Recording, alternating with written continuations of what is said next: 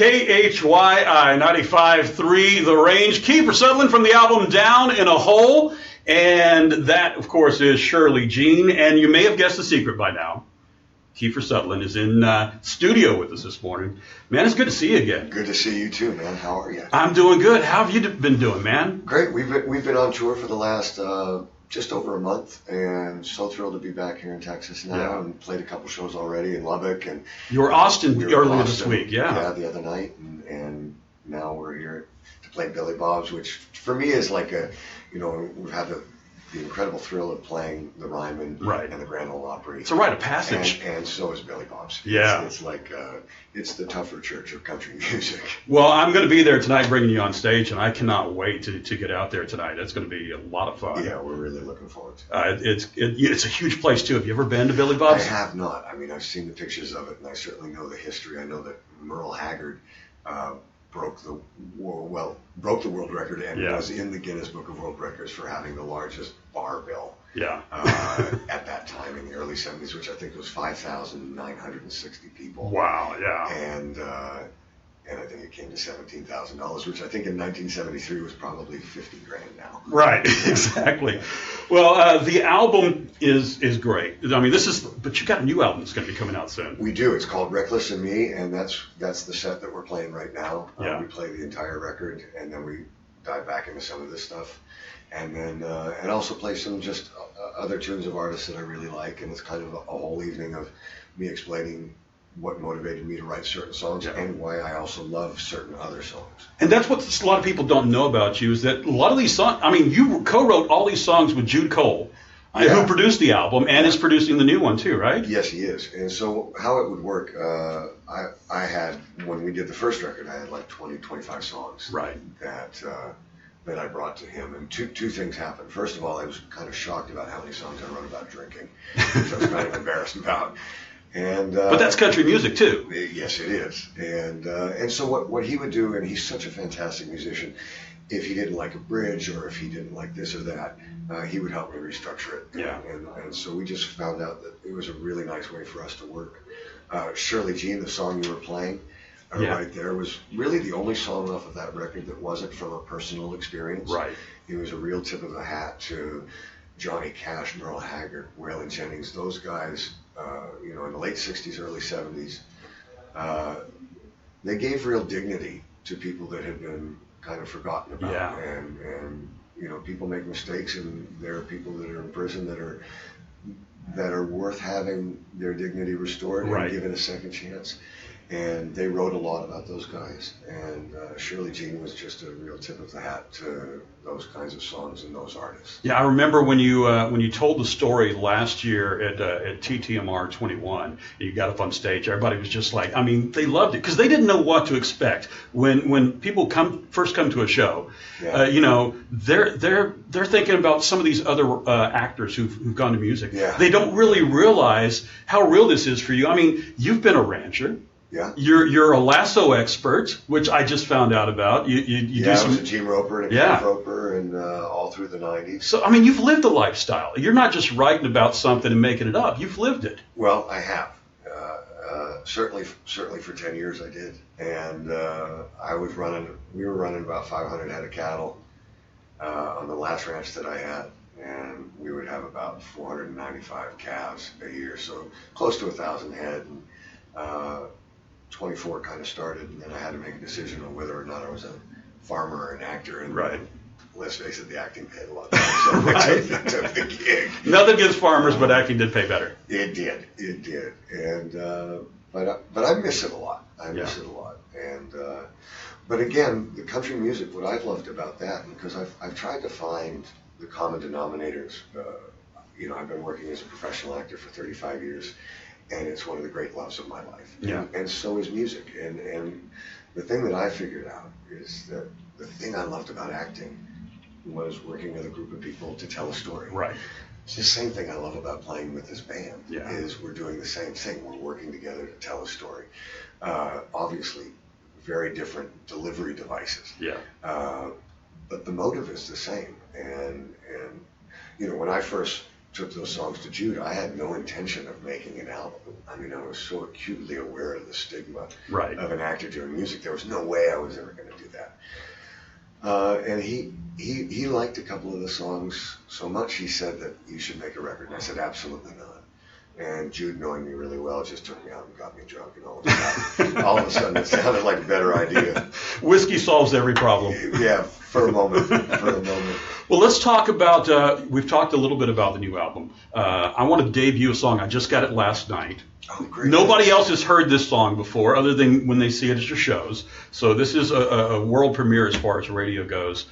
Tell me about This Is How It's Done. Talk about the story behind this song. This Is How It's Done, I wrote in a bar in Louisville, Kentucky, and every once in a while a song will come and it'll be there. Yeah.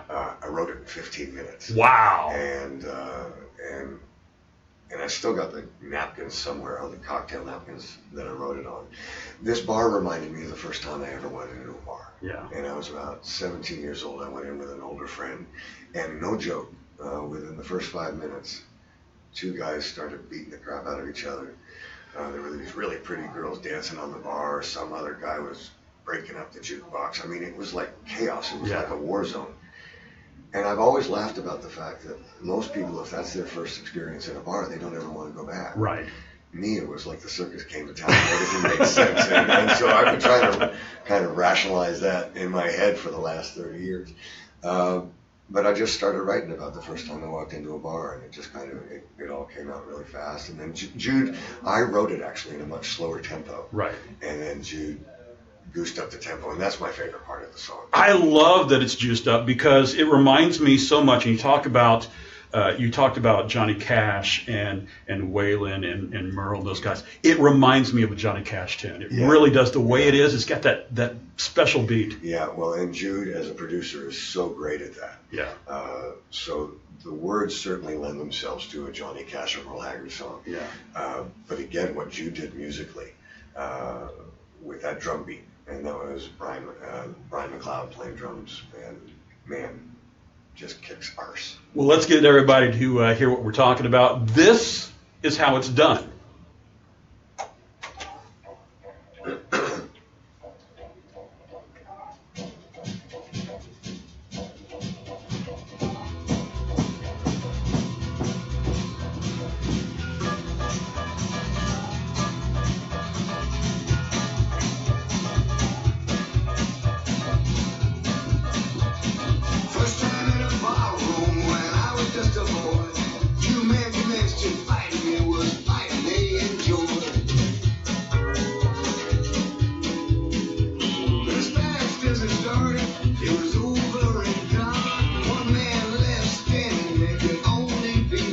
I just love this.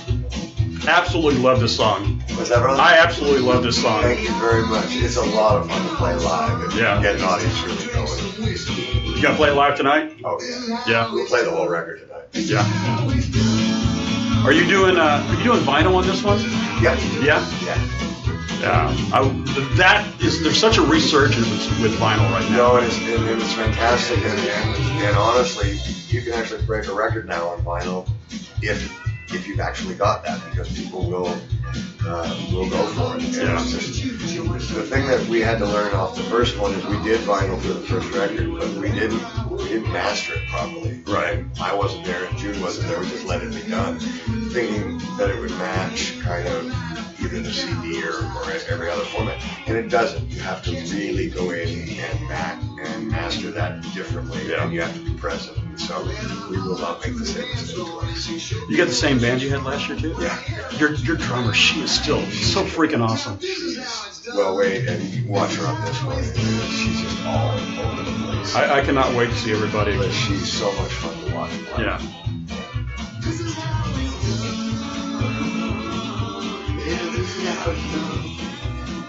Yeah. This as soon as Al says I can add this, I'm adding this because I love it. Serious. I heard it last night, and within 5 seconds, I was like, yes. Brett Mason on guitar. Yeah, it's just good stuff. Very good stuff.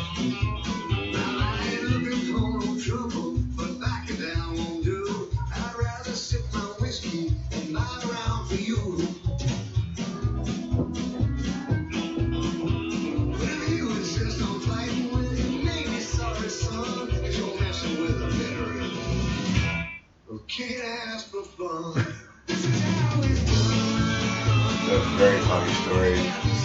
Well, if you ask me about it, I'll tell you. When we played this at the Grand Ole Opry, Yeah.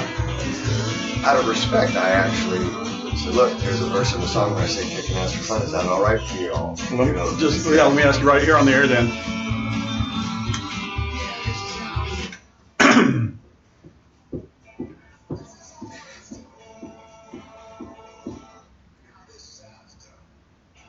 That is how it's done. Kiefer Sutherland, this is how it's done. Man, that is so good. Thank you so much. No, it's again, that's such a fun song to Yeah. play.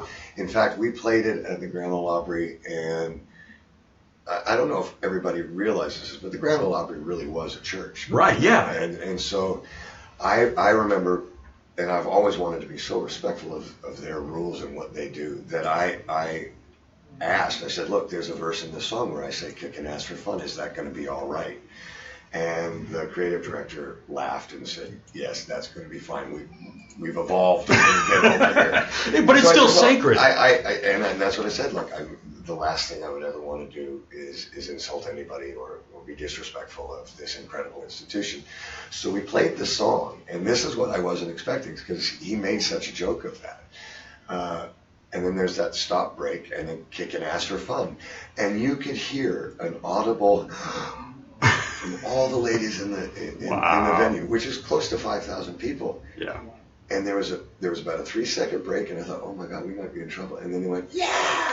And so, but that was kind of an awesome experience. Let me ask you, the thrill you get from playing music compared to the thrill you get being up on stage, which one gives you the bigger adrenaline rush?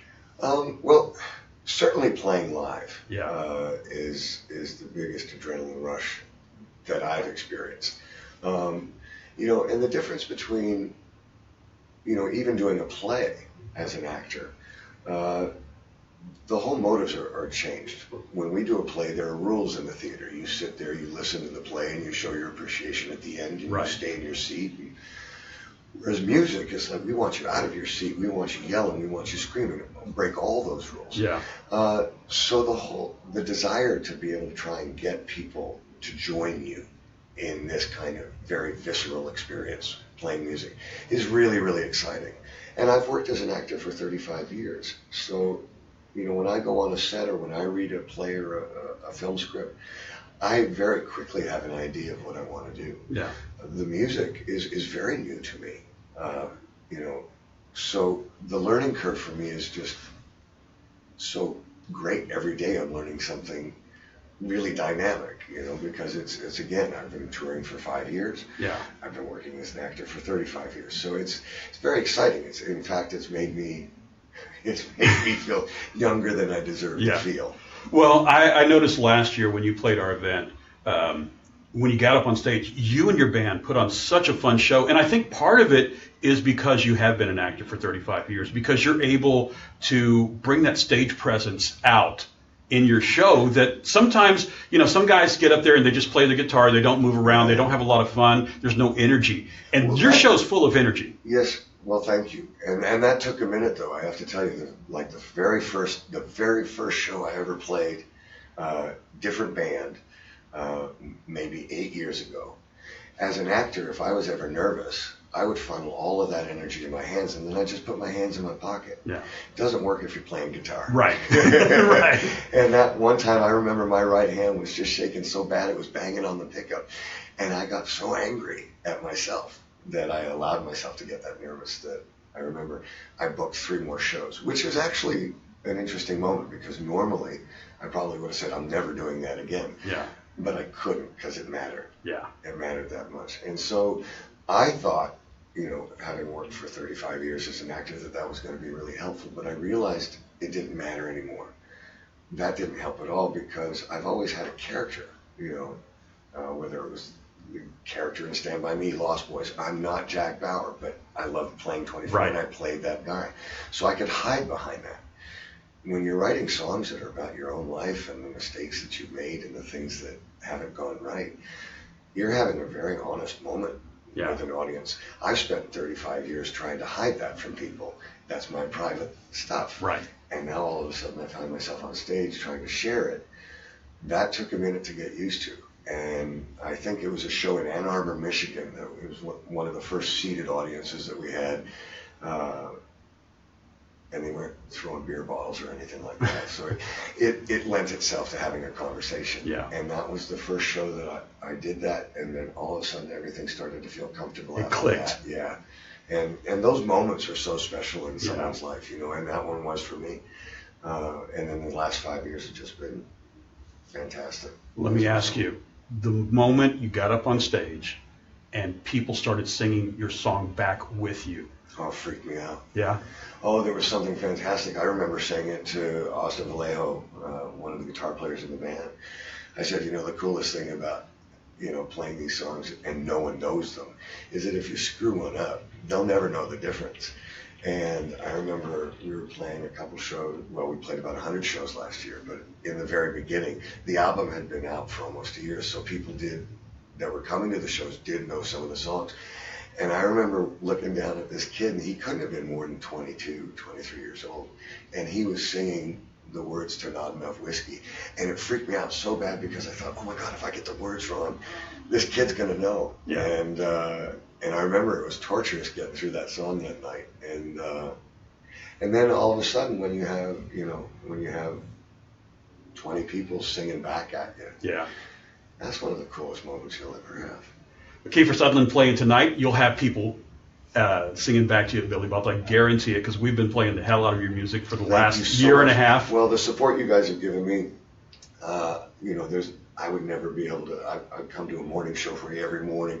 I would never be able to pay you back for it. Yeah. So I can't tell you how much that means to me, and thank you, thank you, thank you. Well, before we get you out of here, we're going to play a little game. Okay. We're going to play President Trump or President Kirkman. And oh, Lord. All you got to do is tell me if it's Kirkman or Trump. Okay. All right, here we go. Had the governor of Michigan arrested, Kirkman or Trump? Kirkman. Appointed former Texas governor as his energy secretary? Trump. Had the 25th Amendment used against him? Kirkman. Uses Twitter a lot, like a whole lot? Trump. Is a fictional character played by Kiefer Sutherland who is playing at Billy Bob's Texas tonight? Kirkman. All right, we got it. All right, that is it. And Kiefer Sutherland, thank you so much. Man, we appreciate you so much. Thank you so much, and I cannot tell you how thrilled we are to be back here in Dallas-Fort Worth, and you guys have just been amazing for us, and thank you again from the bottom of my heart. I'll see you tonight, bring you on stage, and maybe we'll get to hang out a little bit like we did last year when you came into the hotel, and we had a lot of fun that night. I'll buy you a drink. Kiefer Sutherland, we're going to close it out with Blame It on Your Heart. This is off the new album, and when's this coming out? The album hopefully is going to be out in the next month. We're certainly going to be releasing songs by songs. They will definitely be coming out sooner, but I'm hoping certainly everything will be done within a month and a half. Well, this is it. This is one of the covers on there, and another great tune, man. Thank you so much, yeah. Kiefer Sutherland, thanks so much, and we'll see you tonight. Cool, man. Thank you for being so understanding about our bus thing. Not a problem. Can I get you to